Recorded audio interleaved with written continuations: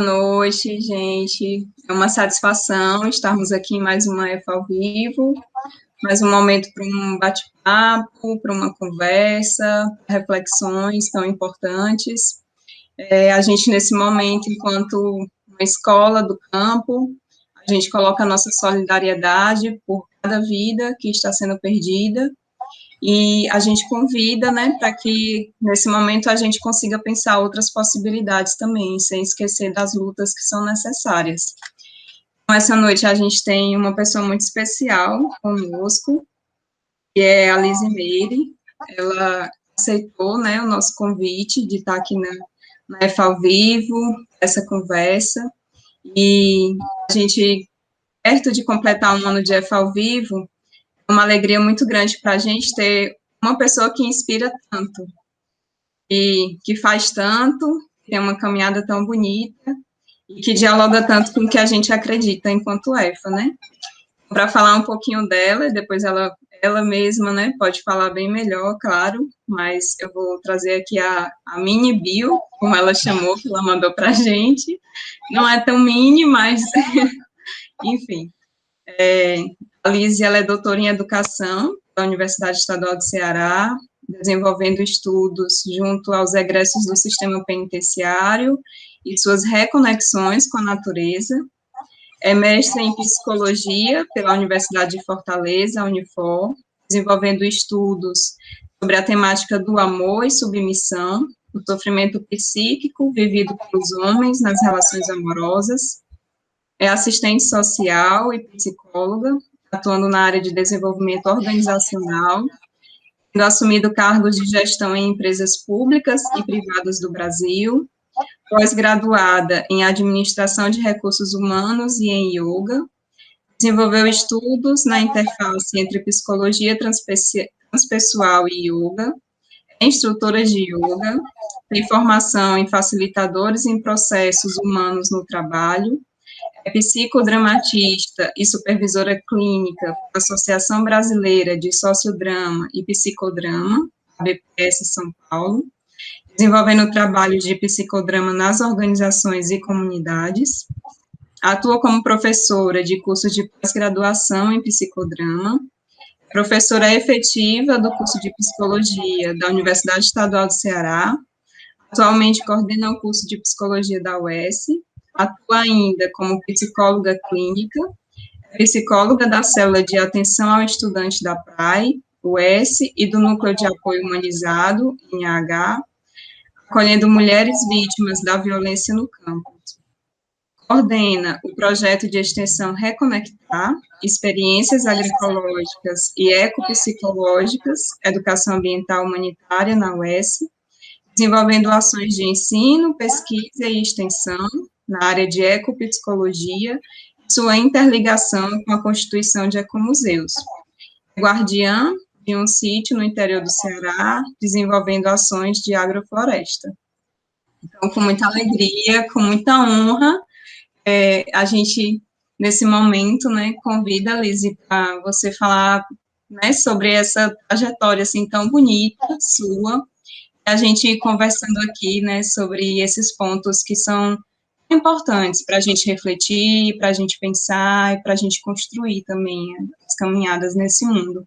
E a gente convida a quem estiver aqui com a gente, né, coloque seus comentários, suas perguntas e interaja conosco nessa conversa.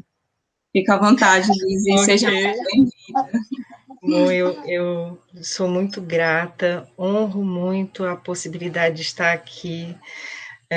Um pouco antes de começar, a Delita e eu ficamos conversando e ela me contando de todo o trabalho da Escola Família Agrícola Jaguaribanas Zé Maria do Tomé, e toda essa trajetória de luta, e eu me sinto muito honrada por estar aqui nesse momento. Sou só uma aprendiz, ela falou, eu mandei umas coisas, mas não pensava que você ia falar tudo, só um pouquinho. Eu sou atualmente, então, coordenadora do curso de psicologia da UES, mas coordeno o projeto de extensão Reconectar Experiências Agroecológicas e Ecopsicológicas e Educação Ambiental Humanitária. E esse trabalho, na verdade, eu acabei desenvolvendo a partir de uma reforma íntima, eu diria assim. Um pouco angustiada com o meu modo de vida, e por sempre gostar muito do campo, e morando na cidade, com todos os compromissos que a gente sabe que a cidade nos possibilita, acabei por me desconectar de mim, sabe? Aí eu comecei a retomar a partir da construção de uma pequena horta num apartamento minúsculo que eu morava. E depois um sítio que fica no Vale do Jaguaribe, lá em Itaiçaba, da minha família, que já estava lá desde 1914, eu consegui a permissão da família para poder começar a plantar, né? Então, entrei no curso de agrofloresta, daí depois a minha tese de doutorado foi aliando o trabalho da agrofloresta, trabalhando com os egressos do sistema penitenciário, num lugar maravilhoso que é o Caminho, que fica ali próximo ao Castelão. Lá eles fazem experiências de agroecologia, e o meu curso foi junto com as pessoas queridas, advindas dessa máquina de moer carne, né, que é o sistema penitenciário. Então, aprendi muito com eles na enxada, e depois com o próprio sítio, que as pessoas diziam que era morto, e que, na verdade, bastava um empurrãozinho. Essa experiência com a natureza me inspirou a desenvolver um projeto na universidade com os estudantes. Então, hoje esse projeto existe desde 2018 e é um projeto transdisciplinar, trabalha com alunos de diversos cursos, e a gente tem algumas tarefas básicas, né? Que a primeira delas é a gente montar um canteiro agroflorestal na universidade, a gente manter o patrimônio da universidade a partir da constituição de um ecomuseu da flora, da fauna e do céu, constituir berçários de mudas para fazer florestas de bolso e montar também a Casa de Sementes Crioulas. Então, todo esse trabalho aliado a uma perspectiva de ecopsicologia, que a ecopsicologia vai lidar com a questão da saúde mental e natureza, dessa reconexão do ser humano com a natureza. E então a gente tem uma série de trabalhos, né, montados no sentido de que as pessoas possam, participando dessas atividades, se descobrirem naquilo que elas efetivamente são. Elas são natureza. Que há uma diferença entre estar com a natureza e estar na natureza. Estar com a natureza de fora, estar olhando a natureza. A outra é estar na natureza porque sou natureza também. E esse resgate dessa sabedoria ecológica, eu diria assim, que todos nós temos, como alguns professores, né, Adelita, falam lá da ecopsicologia, o índio que existe dentro de você, esse ancestral que sabe como lidar com os recursos que estão disponíveis, não a natureza como recurso, mas aprender a ouvir os sons da natureza, aprender a compreender-se parte e não alguém que está, vamos dizer, numa outra dimensão para além dos animais. A ideia do projeto é uma ideia de que a gente possa discutir criticamente a questão dessa visão que o homem é o centro de tudo e que ele pode usar a natureza a seu bel prazer, né, a natureza considerada nesse sentido, mas que ele é sim parte dela, assim como todas as outras espécies.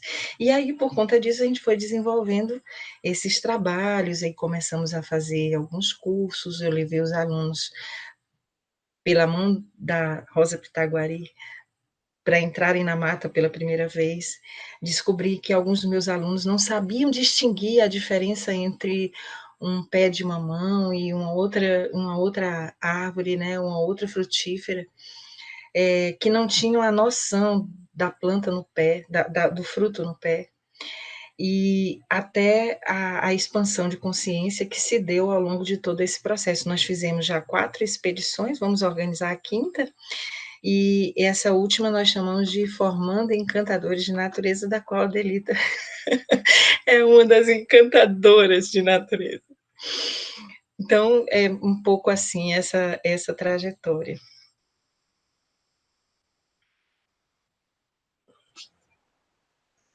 A gente agradece também ao Núcleo na Terra, que está retransmitindo essa conversa, né? Nosso parceiro também, gratidão de verdade. Um salve a Rosa Pitaguari, salve a todo o povo Pitaguari, salve as suas aldeias e salve a todos os povos indígenas do mundo. É muito interessante, Lizzy, quando você traz, né, essa desconexão que muitas vezes o ser humano ele está imerso na sociedade atual, né, de como nós nos distanciamos da natureza da qual fazemos parte. Porque nós somos natureza, né, o ser humano ele é uma parte da natureza. Nós somos naturais, nós precisamos da natureza, inclusive, para continuarmos sobrevivendo. Infelizmente, essa desconexão que foi construída com o passar do tempo, esse distanciamento da natureza, de não estar ali, mas pisando na terra, sentindo a terra, não reconhecer mais que os frutos e a maior parte dos nossos alimentos vem das plantas, até mesmo os animais que muitas vezes alimentam as pessoas, né, vêm das plantas também, né, porque em algum momento, algum animal, mesmo que ele seja carnívoro, ele vai se alimentar de outro que em algum momento se alimentou também das plantas. E como nossos corpos, eles são justamente do que nós nos alimentamos. É o que a gente vai ingerindo, né, é o que vai se tornando o nosso corpo também.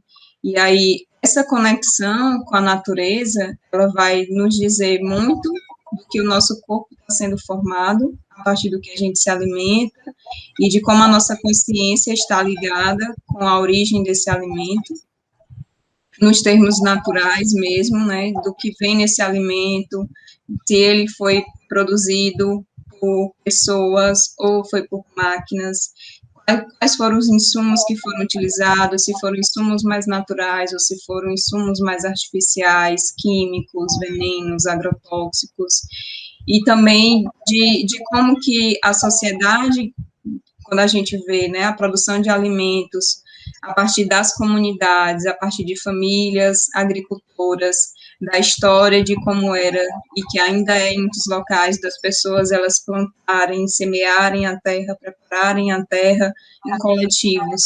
E muitas vezes isso se transformava em arte, né? O próprio ato de plantar era com música, era com festejos, com alegria, com agradecimento à terra, com agradecimento à água, das chuvas que vem, né, e acaba se tornando o alimento também. Então, a gente colhe a água da chuva como nosso alimento também. E aí o ser humano não tendo essa consciência, afastando da natureza, perdendo a conexão, muitas vezes se sente perdida no mundo, né? Falta a compreensão do todo, falta a compreensão do seu corpo, e acaba também isso refletindo na questão psicológica e espiritual, né? E aí eu acho muito interessante quando você fala, assim, da ecopsicologia, da gente entender a mente, dessa conexão necessária com a natureza. E a Rosa, quando veio conversar conosco, né, que também falava dos encantados, e de como tudo isso está interligado, de como os nossos corpos, eles vêm do alimento que a gente consome, e que esse alimento, ele vai ser tão diferente, dependendo de como ele foi produzido, e o caminho que ele percorreu para chegar na nossa mesa. Existem os alimentos que são produzidos perto de nós, existem os alimentos chamados de quilométricos. Eles precisam viajar quilômetros e quilômetros para chegar à nossa mesa. E aí já entra todo um processo de o quanto de combustível, o quanto de gás carbônico, o quanto de poluição foi necessária, além da produção, incluindo o transporte desse alimento, né? As fábricas e todo outro processo, né? O quanto que, ao invés de descascar, nós estamos desembalando. Quando que a gente está mais próximo da natureza, a gente descasca mais do que desembala. E aí é muito interessante, e se você puder falar um pouco mais para a gente, né, sobre como está sendo esse despertar, como você vivencia esse despertar em outras pessoas também, né, que teve a oportunidade de pisar numa aldeia indígena, que não se sentia ou não se percebia como parte da natureza, e como elas vão percebendo isso, e como isso vai transformando as vidas, vai transformando as relações, transformando o se sentir no mundo e o estar no mundo também, né? Com que a gente se torna um ser humano diferente, entendendo que nós somos além de um corpo solto no meio das cidades, né? Mas que existe o campo também, que existe a terra, que existe a natureza no seu todo, e nós uma parte dela. Ao invés de destruir, de degradar, nós precisamos cuidar, nós precisamos fazer parte e também assumir essa missão do cuidar da natureza, né? De sermos alguém que vai entender a natureza, o seu processo e contribuir com ela, porque com isso a gente também está contribuindo com a gente. Se você puder compartilhar como tem sido isso, né? Essa vivência. Você sabe, você falou tão lindamente e me fez pensar em tantas coisas. Às vezes eu fico me perguntando assim para o pessoal da cidade, né? Como é que eu faço para me reconectar com a natureza? Como se isso fosse algo de fora. E há uma questão fundamental quando a gente pensa em reconexão que diz respeito aos sentidos, para começar, aos nossos sentidos. E aí você falou da questão do corpo. E quando a gente fala de sentidos, a gente lembra como exatamente a sabedoria ancestral lidou com a natureza ao longo desse tempo. Então, se a gente fala de sabedoria ancestral, é todo o conhecimento que foi construído e que foi repassado por uma tradição, que, inclusive, quando a gente vai estudar a diferença entre pensamento científico e esse que chama-se senso comum, fazem já uma dicotomia. Então, assim, antigamente os povos ancestrais lidavam com a natureza de maneira mítica, como se o espiritual não estivesse presente. Houve algo assim nesse pensamento, na construção desse pensamento científico, que de certa maneira deixou de fora essa sabedoria que lidava de maneira harmônica com o seu todo ambiente. Eu digo isso para você porque, se a gente for parar para pensar, né, o ser humano é o único ser capaz de destruir o seu ambiente, né, que é fundamental para a sobrevivência dele e do qual ele depende. Então, tem até uma palavra que usam chamada ecocídio, que é exatamente isso, né? A gente é capaz de destruir o ambiente que nos acolhe. E a sabedoria ancestral sabia dessas coisas antes, de como era que a gente devia lidar com a terra. Não vamos muito longe, né? Vamos para os nossos avós. Nossos avós tinham maneiras de lidar com a terra, tinham uma sabedoria que ela foi se perdendo dentro desse contexto daquilo que é mais importante para atingir o mercado, para atender o mercado. Então, o que a gente está vivendo hoje, eu fico pensando, antes mesmo de falar dessa, uma introduçãozinha para falar de como eu tenho percebido a mim, né, e todos, todas as pessoas que têm feito parte desse trabalho, é que nós estamos vivendo uma crise civilizacional. Ela é uma crise tão profunda que ela atinge o ser humano no seu conhecimento, naquilo que ele conhece, atomiza o coração dele, separa pensar de fazer e ainda por cima compartimentaliza as coisas. Então a gente entende tudo de maneira separada. Quando eu digo que o projeto Reconectar é transdisciplinar, é porque é todo mundo junto e misturado. não tem nenhum olhar, não, eu vou entrar aqui nesse projeto com um olhar de agrônomo, não, você vai olhar com um olhar de psicólogo que tem dentro de você. E essa experiência, para mim, foi muito interessante de compreensão dessa ideia transdisciplinar, porque quando eu fui para o sítio, eu estava sozinha, para começar a me lembrar, quando eu perdi a aula de qual era a direção do vento, até entender sobre como pintar uma casa e tal, como é que eu vou fazer com a água, resgatando os saberes que a gente tem dentro de nós e que são saberes que vêm de outras pessoas que nos honraram para que a gente pudesse chegar até aqui.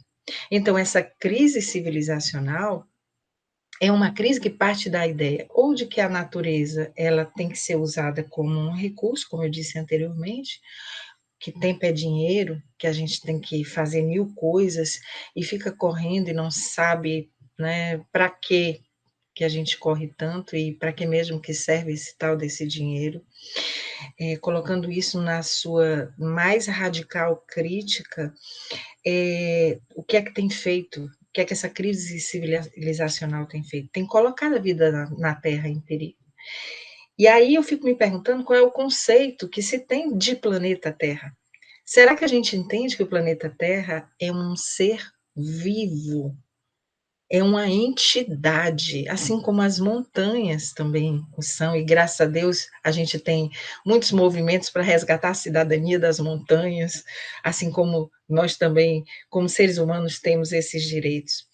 O que é que nós estamos fazendo do ponto de vista da relação com os outros animais, os não humanos, que a gente mata, come, nem olha o sofrimento dessas criaturas, todas vinculadas a uma indústria da carne, por exemplo, e a gente não compreende que somos parte desse grande organismo vivo. A gente pudesse dizer, somos células desse organismo vivo que é Gaia, que é Terra.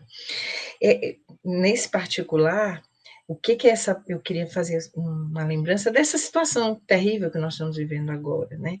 De uma situação em que a natureza acaba por responder. Eu fico pensando, nós somos predadores como seres humanos. Eu fico pensando, Adelita, o que é que as outras espécies pensariam de nós? Porque nós estamos com medo desse vírus produzido aí por conta do desequilíbrio ambiental e que não é discutido, é raro você ver um debate sobre o coronavírus entendendo de uma outra perspectiva, que tem a ver com essa ideia dessa crise. O que é que essa pandemia trouxe para nós? Trouxe a demonstração de que nós somos predadores e que as espécies devem sentir a mesma coisa que nós estamos sentindo nesse momento em relação a esse minúsculo vírus, mas também que a gente está completamente interligado. Nunca uma coisa que aconteceu ali na China reverberou aqui tão rapidamente, para a gente ver que não adianta, por exemplo, fechar a fronteira de um país se o outro país está com as fronteiras abertas, se a gente não tem uma ideia de solidariedade e compaixão. Eu acho que essa pandemia provocou uma reflexão sobre essas coisas, porque nos obrigou a ficar em casa, porque a gente teve que, ficando em casa, lidar conosco, não pode sair, né? Então, lidar conosco, com a família, com as nossas dificuldades, e que nos obrigou a pensar, talvez, eu penso assim, que alguns, na nossa natureza de dentro. Nós fomos habituados nesse sistema capitalista e nas demandas para fora. Nós temos que aprender a nos relacionar, nós temos que aprender a conversar, a negociar, temos que aprender a lutar, mas a gente não sabe nada sobre o que acontece da porta para dentro, ou seja, dentro de você. Nós, muitas vezes, somos analfabetos de nós. Nós não sabemos, por exemplo, que nós podemos ser sensores da natureza. Como as cobras preveem os terremotos, quais são os nossos sensores? A nossa percepção, como é que é? Se a gente olha só para aquilo que muitas vezes nos endereçam e não paramos para pensar sobre esse assunto. Então, essa ideia de reconexão, quando eu digo que ela passa pelos sentidos, porque eu penso que essa experiência que a gente tem desenvolvido no projeto Reconectar tem sido uma experiência com o corpo, com o coração e com a nossa alma. Essas três coisas interligadas. Com o corpo, na experiência dos sentidos, eu saber, por exemplo, que os meus pés, neles tem olhos. Meu avô, Adelita, era cego, sabe? E ele sabia quem tinha varrido a casa, quando a casa era varrida. Qual das filhas tinha varrido a casa. E outro dia eu me dei conta de como os nossos pés têm olhos. A gente não percebe. Já pensou em gente olhar o mundo pelos nossos pés, sentir? Esse desenvolvimento da nossa potencialidade só se dá quando a gente começa a se relacionar com a gente e com a natureza. Essa natureza que nos faz feliz. Por exemplo, você já deve ter ouvido, né, pessoas que contam, eu estava muito triste, daí eu saí, fui até o mar, fiquei embaixo da Oiticica e aconteceram coisas. Por que será que acontece isso? Inclusive, há estudos que comprovam que pessoas que passam assim 20 minutos na natureza e começam a ampliar o seu nível de percepção, têm a sua saúde mental e física melhorada. Então, esse processo de reconexão, pensando nisso, essas pessoas, com a pergunta que você me fez, as pessoas que estão lá vivendo essas coisas comigo, né, conosco, tudo que nós estamos passando, como é que a gente se reconecta? A experiência que cada um vem falando vai trazendo a sabedoria desse outro para que a gente também possa se enriquecer. E um novo olhar se estabelece. Passando por onde? Passando pela ideia do encantamento. E eu queria falar sobre encantamento porque a gente está desencantado com muita coisa, em todos os níveis. É uma coisa muito difícil. Mas, como nós temos um índio dentro de nós, precisamos ativar esse índio. E a ativação só se dá por um olhar reencantado e crítico, político, tá?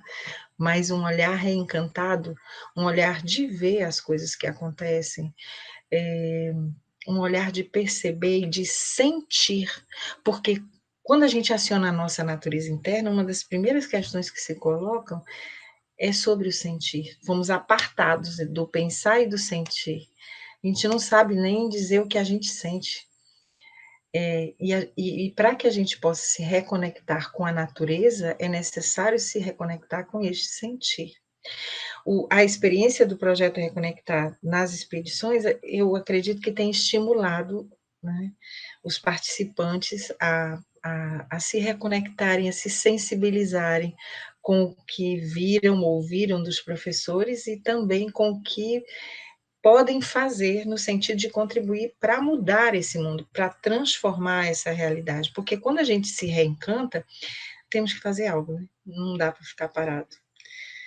Foi uma resposta muito longa, mas eu espero ter podido atender a sua expectativa nessa pergunta. Sim, foi ótimo. Traz até várias outras reflexões também, né? Sempre que a gente vai conversando, vai vindo outros pensamentos, assim. Eu queria trazer um pouquinho agora da participação do pessoal que está com a gente, né? Participando.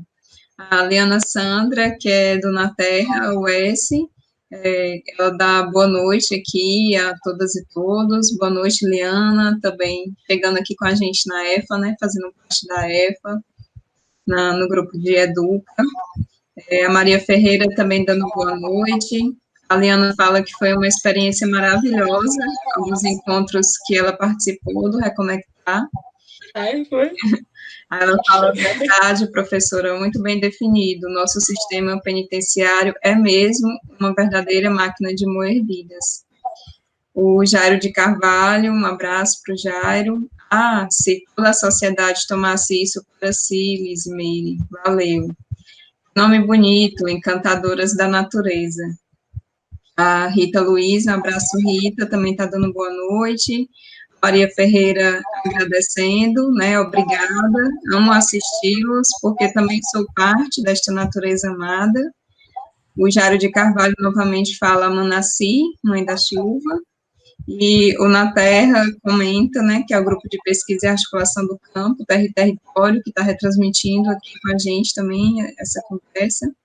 Fala que é uma imensa satisfação essa parceria com a EFA Jaguaribana Zé Maria do Tomé. O Jairo traz também que o que ocorrer com a Terra recairá sobre os filhos da Terra, há uma ligação em tudo. E o Daniel traz, entre aspas, cegueira botânica. Ele diz falta de habilidade em reconhecer as plantas e sua importância no ambiente e ao redor. Não duvido de existirem pessoas que adoram comer milho, mas não reconhecem a planta. A gente agradece as participações, tem mais uma aqui, a Patrícia, dando boa noite, né? Também. Um abraço, Patrícia, que bom que está aqui com a gente. Adelita, eu queria fazer assim um comentário, que eu vi um pouquinho, né, do que as pessoas que estão participando com tanta propriedade colocaram, contando um pouco da experiência que eu tive escrevendo, porque tinha que ser mesmo um título de doutorado, mas isso é o menos importante. O importante foi a experiência em si. Então, a pessoa saía, por exemplo, desse ambiente inóspito. E aqui um parêntese, não sei como é que nós ainda admitimos uma instituição como a instituição penitenciária. Isso não poderia mais ocorrer. Então, acaba de ir e vai para um lugar lindo, aberto, e começa a aprender sobre agrofloresta, com o professor Hilton Matos. E aí, conhece? E aí, uma parada. A gente fez capoeira junto, só um parênteses. Há muito tempo atrás. Não existe aquela criatura. E aí, com a enxada, né? A pessoa com a enxada na mão, aí diz assim: então tá, né? A gente vai fazer aqui uma cova. E aí, depois de um tempo, eu ouvi essa mesma pessoa dizer: estamos construindo um berço. E depois eu ouvi essa mesma pessoa dizer: aqui é vida construindo vida. Então, um ambiente de morte para um ambiente de vida. Então, eles relatam, sabe, o que a natureza proporcionou nesse resgate, nessa reconexão. Mas nós não estamos muito longe dessa situação. Se a gente for pensar, estamos presos também. Presos nas nossas formas de ver o mundo e as coisas, às vezes até com medo de voar.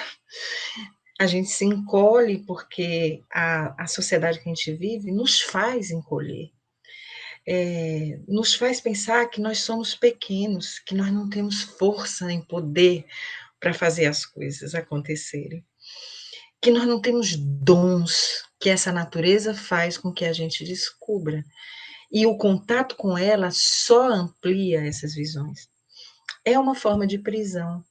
Quando a gente consegue se libertar disso, de certa maneira, começar a dar uns passinhos, o nosso nível de percepção se amplia. Simplesmente revolucionário.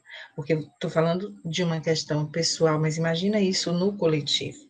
Um dos maiores problemas que eu vejo nessa crise ambiental é a perda do senso de comunidade. E eu estava ouvindo você falar, contar a história da escola, e com escola família, eu falei, nossa, que coisa mais linda esse nome. É isso mesmo, é ancestralidade, é família, é comunidade. A gente, na cidade, é acostumada a viver nas suas caixinhas, vai se falando pelos materiais eletrônicos, né? mas isso não quer dizer senso de comunidade. O senso de comunidade é ir tomar cafezinho na casa e conversar sobre a vida. E aquela mais velha dá conselho para quem é mais novo, ou a mais nova dá conselho para quem é mais velho. A gente somar experiências que têm a ver com o fazer, com o sentir. E isso tudo está interligado. A gente tem uma concepção de ciência, e essa não é a concepção, não quer dizer que não, a ciência não é importante, mas uma racionalidade científica chamada cartesiana, que dicotomizou esse homem, separou. E outras formas de ver a ciência compreendem o ser humano na sua integralidade. A comunidade nos dá o senso de integralidade perdido e resgata as memórias ancestrais que a gente tem. Então, quando o colega falou ainda há pouco sobre as árvores, o que as árvores têm a nos ensinar? Suas raízes se comunicam com outras, elas são capazes de avisar quando há algum problema, e alguns estudiosos já escreveram sobre isso. O que a gente for pensar, né? Por exemplo, o que a semente tem uma alta tecnologia. A semente do oiticica, aquela árvore que dura, sei lá, sei quantos anos, né? Ela aqui dentro guarda toda a sua potencialidade. E acho que a gente é assim também, um pouco semente, sabe? E que a gente tem que colocar a nossa potencialidade. E que quando a gente está em comunidade, algumas sementes nossas estão dormidas e a gente precisa fazer umas coisas para dar uma. Talvez lives como essa, para dar uma chacoalhada, para se acordar. E essas coisas são fundamentais. Eu acho que juntos nós somos muito mais fortes. E a gente não pode perder a tradição desse conhecimento que vem, o honrar esse conhecimento e também o que nós estamos deixando para as gerações futuras. Uma coisa que eu me pergunto, Adelita, é se amanhã eu estiver viva e um neto meu me perguntar, vovó, o que foi que a senhora fez naquela pandemia? E eu dizer assim, cara, eu fiquei dentro de casa, com medo, tudo bem. Fiquei dentro de casa com medo, não saí, não fiz nada, fiquei. Ou então eu saí sem máscara, eu fui, eu não queria nem saber. Eu gostaria de dizer para ele assim, meu neto, eu estava morrendo de medo, mas eu fiz alguma coisa dentro da minha possibilidade para que algo pudesse acontecer, mesmo dentro de casa. Respeitando não só as coisas como devem ser, para que a gente possa ter o mais rápido possível uma outra condição, e é preciso a solidariedade, mas a gente pode fazer muito.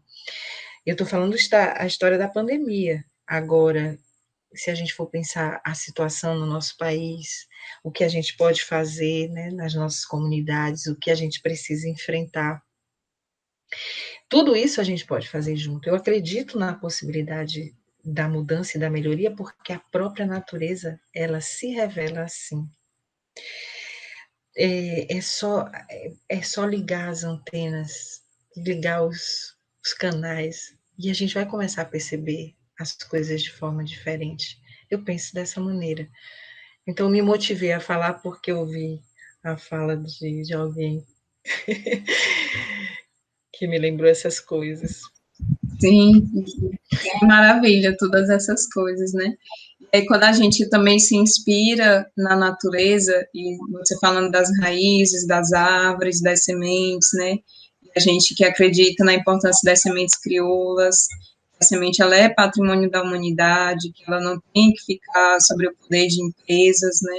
Que a gente não tem que ficar à mercê dessas sementes transgênicas, que dizem estão melhoradas, e aí perder a nossa genética já adaptada aos nossos territórios, ao nosso semiárido, ficar dependendo de sempre comprar uma semente, porque você não dá para guardar, porque ela já não vai mais germinar da mesma forma, não vai produzir da mesma forma. E o quanto isso é importante para o povo, né? Para os povos, para a sua sobrevivência também. E aí, quando a gente olha para essa questão, assim, de nós, enquanto natureza também, e se inspirar nessa natureza, eu fiquei pensando na sua fala, né, que quando vem o vento, que quando vem a chuva, que quando vem qualquer fenômeno da natureza, né, de como que as árvores se comportam. E elas dançam com o vento, elas balançam com o vento, elas recepcionam a água da chuva e se movimentam com a água dessa chuva também. E a gente, enquanto ser humano, nós estamos passando por um processo educativo que cada vez mais nos enrijece, nos endurece, e a gente desaprende. Tudo que, quando criança, a gente faz a partir do nosso instinto, né? De ficar feliz quando a chuva vem, de poder gritar quando vem a vontade de gritar, porque isso é terapia também, de dançar, de correr, e de não ser essa dureza, né? Não ser essa coisa que nos transforma em máquinas, e de sermos realmente ser humano, que se movimenta e que interage, que sabe sentir, né? Que tem ali Sim. tem os seus sentidos aflorados e possibilita que eles também nos direcione, né? Em busca do que a gente está sentindo. Uma coisa que eu estava pensando, Adelita, assim, se há uma relação entre saúde mental e natureza, olhe para o que está à sua volta, sendo feito com a natureza. Então, há no mínimo uma pergunta: como é que está a saúde mental do homem? Porque a saúde mental, ela de certa maneira, se reflete nesse todo ambiente, né? Então, assim, tem alguma coisa que não vai bem, que foi o que o coronavírus veio também nos mostrar. Tem alguma coisa que não tá legal. Inclusive, quando o ser humano saiu de cena, aconteceram coisas na natureza, como foi muito noticiado, que as águas, né, dos rios ficaram mais límpidas, que apareceram peixes outros aqui na costa cearense, né, que não tinham. O que é que o ser humano está fazendo? Se a gente for parar para pensar, a natureza ela tem ciclos e assim eu não sei se a natureza precisa do homem. Se continuar essa coisa desse jeito, por isso o ecocídio, nós vamos sucumbir. E uma coisa que eu fiquei pensando, na minha experiência de escuta clínica, o quanto que essa temática da natureza, para alguns, é de medo. É de medo. Então, eu não consigo respeitar porque eu tenho mais medo. E isso é um condicionamento.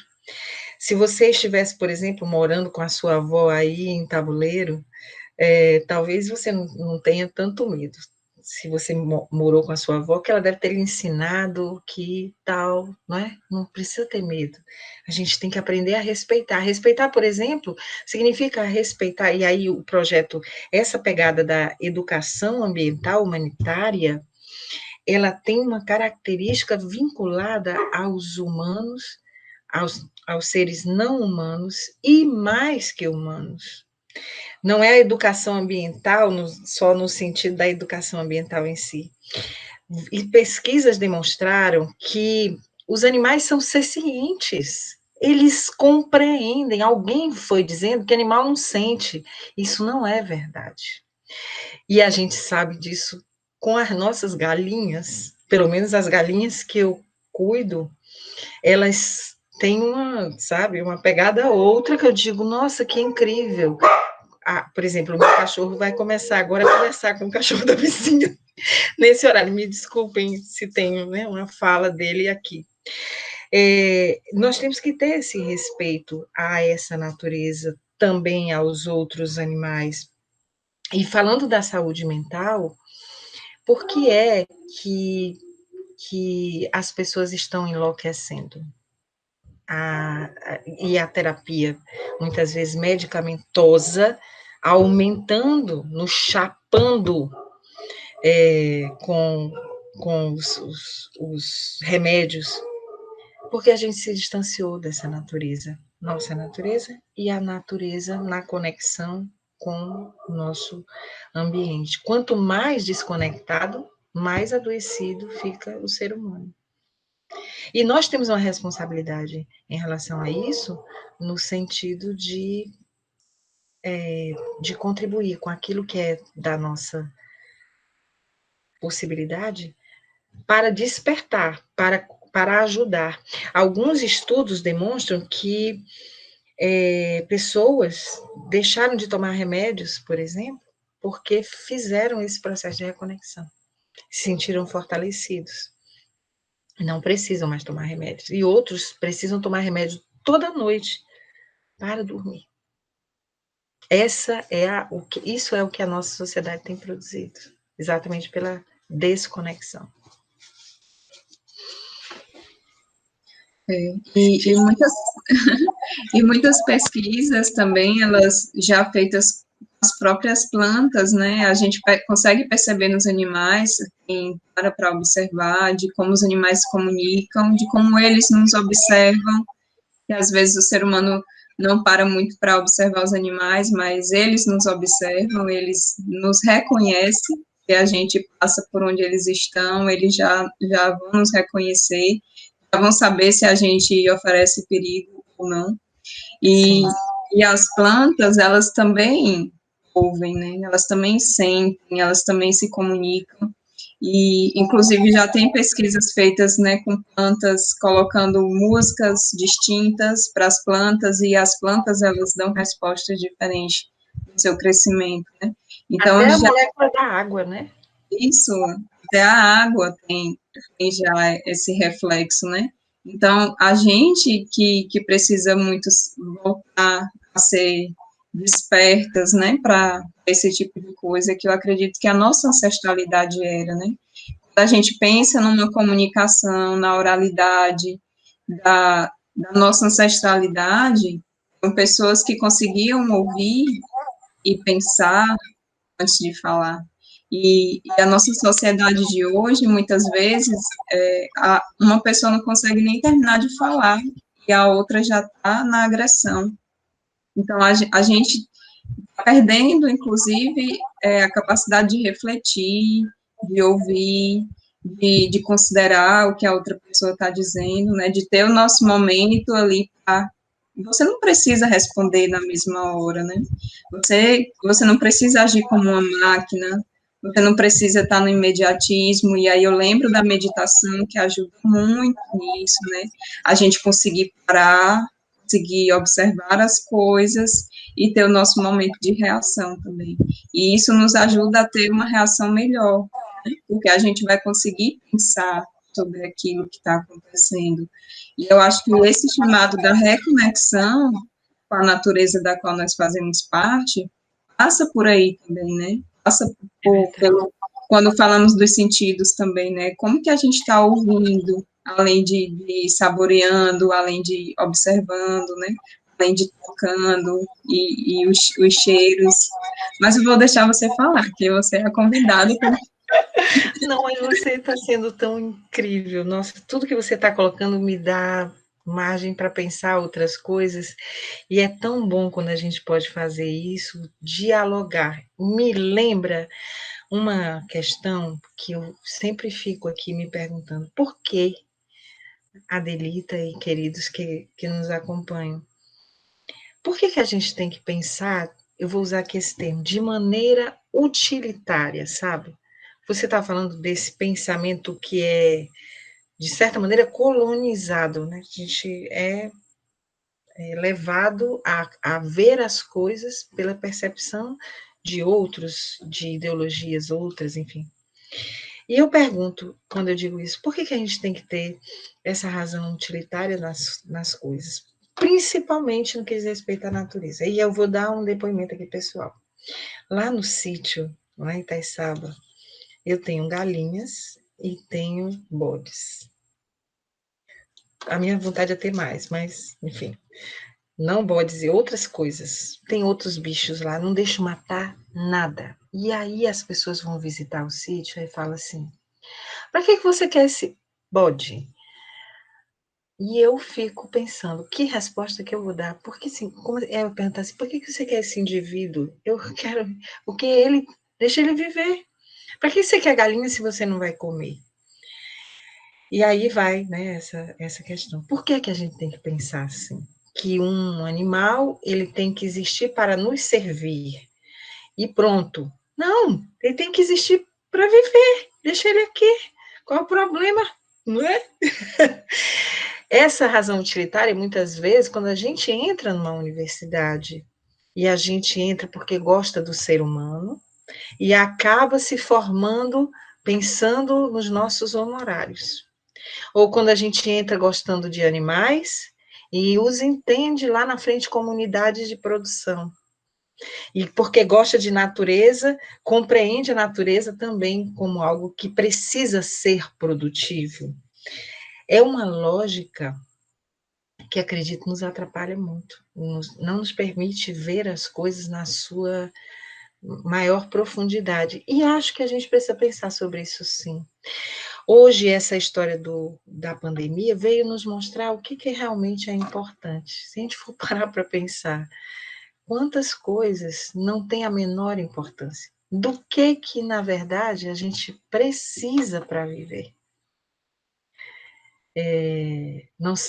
Como é que, por exemplo, um pequeno vírus de tamanha letalidade é capaz de fazer questionar as bases do capitalismo, eu diria assim, né? Se a gente for ouvir as coisas, e as pessoas ainda não estão entendendo. Outro dia eu vi uma reportagem que a dona do salão tinha falecido, e a entrevista com a pessoa que foi ao salão era de que, meu Deus, como vai ficar meu casamento? É preciso parar com essa visão. Talvez, será que esse vírus não veio também para nos mostrar o quanto que nós precisamos olhar para as coisas pela versão de sentido, pela razão de sentido, e não a razão utilitária do consumo desenfreado, né, de atender à catedral do consumo, aos imperativos do comprar, como forma de calar a nossa angústia primordial. Nossa angústia não vai ser calada com coisas que a gente compre. E enquanto a gente pensar isso, a gente vai sofrer muito. Tem outras coisas que podem nos acalmar. E só dá para fazer isso quando a gente se reconecta com a nossa natureza de dentro, que não é uma coisa fácil. É muito difícil, mas que a gente pode ir no caminho. Eu estou falando isso porque essa reforma íntima que eu passei envolvia a natureza de dentro. Não que eu tenha descoberto toda essa natureza, muito pelo contrário, abriu-se foi um portal que eu não sei nem por onde começar. Mas começou com uma plantinha, sabe? Tem uma frase da Joanna Macy, que é uma pessoa que fala muito sobre esse trabalho que reconecta. Ela fala assim, que independente do que vai acontecer, eu vou fazer. Vou fazer por mim, comigo, vou fazer com o outro. Eu vou entrar nesse fluxo. E você sabe muito bem, né, Adelita, que quando a gente entra nesse fluxo, as coisas vêm. É impressionante. Você escuta essa intuição, entra no fluxo e de repente você conhece pessoas e outras pessoas vão vindo, e eu acho que as pessoas que estão aqui sabem do que eu estou falando. Basta se permitir, eu acho, né? É um caminho que ele é como se ele estivesse ali, só esperando a pessoa, às vezes, abrir a porta, né? E aí, depois que abrir a porta, ela vai fazer a caminhada dela, né? Cada pessoa tem a sua, cada pessoa tem o seu momento também, e os caminhos, eles são individuais, mas quando a gente faz coletivamente, eles são bem mais prazerosos, bem mais satisfatórios, produzem melhores resultados, né? Não pensando na questão utilitarista, mas de, de que todo o processo ele vai chegar em algo também, né? E que quando a gente faz no coletivo, né? Quando a gente faz o ser humano, esse ser sociável, né? Quando ele compreende isso, que também não é uma coisa fácil, mas a gente vai trilhando caminhos mais bonitos, mais belos, mais harmônicos, mais equilibrados, né? E Sim, essa questão, né, que você vem reforçando, Liz, né, sobre a pandemia, que é algo que a gente precisa, sim, levar muito a sério, e a gente precisa, sim, saber que ela não é algo que veio do nada, ela não é algo assim que, por que que isso está acontecendo? Ela é uma reação da ação do ser humano. Se a gente desequilibrou o planeta, né, se a gente destruiu tanto, se a gente poluiu tanto, se a gente desmatou tanto e a gente continua fazendo isso, não teria como chegar em outro resultado, né? As pessoas que se denominam ambientalistas, né, que estudam, se debruçam sobre isso, já avisavam há muito tempo, continuam avisando que não vai ser apenas coronavírus, que a gente, enquanto humanidade, não mudarmos o nosso comportamento perante a nossa Pachamama, nossa Mãe Terra, ao que nós pertencemos nesse momento, né, porque o nosso corpo pertence à Terra, veio da Terra, se nutre da Terra e volta para a Terra. E se a gente não perceber a nossa missão perante a nossa Mãe Terra, não vai parar no coronavírus, né? Vão vir mais e mais doenças, vão vir mais e mais resultados desse desequilíbrio que nós estamos fazendo com o nosso planeta, né? E aí a gente precisa ter muita atenção a isso. E nesse momento, quando você fala, né, de buscarmos essa natureza interior e de que a pandemia proporcionou isso também para algumas pessoas, né? Infelizmente que não foi para todo mundo, mas a gente também entende que tem um momento dessas pessoas e que seja logo que elas despertem, elas compreendam que precisam respeitar esse momento e nós precisamos mudar o nosso comportamento enquanto humanidade e que a gente faça o mínimo possível. Quem puder ficar em casa, fique em casa, e que quando precisar sair, use máscara, que mantenha a distância, não é só por você, é por todo mundo, que use o álcool gel ou sabão, que mantenha as mãos limpas e que respeite esse momento, né? Respeite a partir da sua vida, que se a pessoa não tiver respeito pela vida dela, mas que respeite a das outras pessoas também, né? A gente sabe também que algumas pessoas, elas não se importam com a própria vida e acabam não se importando com a de outras, mas que a gente precisa chamar esse compromisso a nós também, né? Nos entendermos como humanidade, que criamos isso tudo a partir da destruição que causamos e que a gente precisa saber como devemos nos comportar. Essa conversa, ela tá, assim, muito alimentadora, né? Acho que nos dá muita energia, que desperta também reflexões necessárias e que apontam caminhos possíveis, né? De como a gente precisa caminhar daqui para frente. Acho que foi o início, eu espero que tenham e vão ter outros momentos e que a gente possa fazer atividades em conjunto, né? Mesmo que seja de modo virtual, e a gente contribua aí com algumas sementinhas, com algumas plantinhas, com cuidados com a terra, com as percepções, né? Respeitando quem está aqui, pessoas encarnadas, respeitando os encantados também, toda a natureza na sua complexidade. A gente está chegando no nosso tempo, Liz, e eu queria assim, agradecer mais uma vez, foi lindo, uma satisfação gigante. Queria que você deixasse aqui suas mensagens, assim, para o finalzinho desse momento, né? Não é um final, mas para esse momento, a gente poder se despedir do pessoal. Sim, me sinto muito honrada. Antes de dar minha mensagem final, eu queria dizer que a gente vai agora, proximamente em abril, começar a 5ª expedição Formando Encantadores de Natureza, Reconstituição e Restauração de Vidas e Biomas. É a expedição do Projeto Reconectar, totalmente gratuito, certo? Aí eu pensei numa mensagem mesmo, sabe, Adelita? Porque eu amo Cecília Meirelles. E eu gostaria de deixar essas falas finais, colocar Cecília Meirelles aqui. Pode ser? Claro, só um minutinho, Liz, só uma mensagem, né, que o Jairo trouxe aqui, né? Vamos precisar de todo o mundo, pessoas, plantas, animais, minerais. Só para não deixar de comentar, né, a mensagem. Maravilha. Mas fique à vontade. Muito propícia. Vamos precisar de todo mundo para banir do mundo a opressão, para melhor juntar as nossas forças. É saber, é fazer.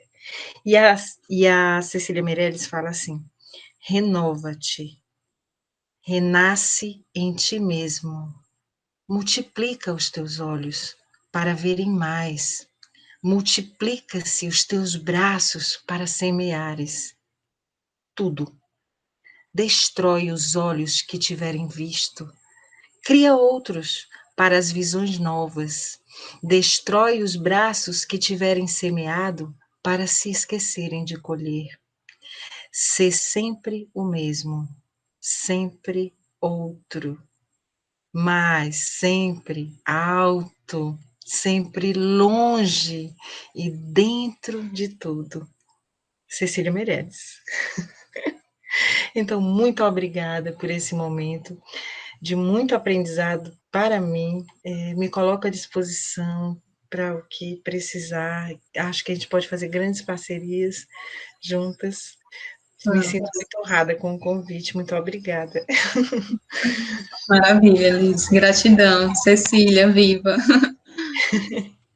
Tchau, pessoal. A gente se vê em Tchau. outros momentos. Tudo de bom.